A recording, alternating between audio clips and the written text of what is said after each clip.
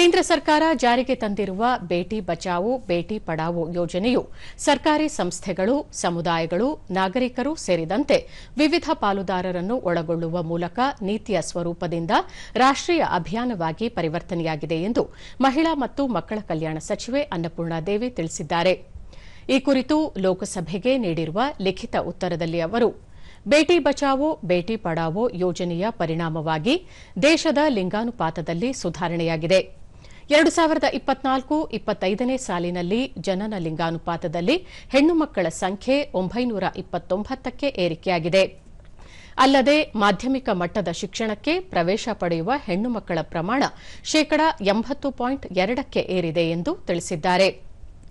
ಈ ಯೋಜನೆಯು ಲಿಂಗಾನುಪಾತದ ಸಮಸ್ಯೆಯನ್ನು ತ್ವರಿತವಾಗಿ ಕಡಿತಗೊಳಿಸಿರುವುದಷ್ಟೇ ಅಲ್ಲ, ಲಿಂಗಾಧಾರಿತ ತಾರತಮ್ಯವನ್ನು ನಿವಾರಿಸುವ ಉದ್ದೇಶ ಮತ್ತು ಹೆಣ್ಣು ಮಕ್ಕಳಿಗೆ ಹಕ್ಕುಗಳು ಮತ್ತು ಅವಕಾಶಗಳನ್ನು ಖಚಿತಪಡಿಸುವ ಧ್ಯೇಯ ಹೊಂದಿದೆ ಎಂದು ಹೇಳಿದ್ದಾರೆ.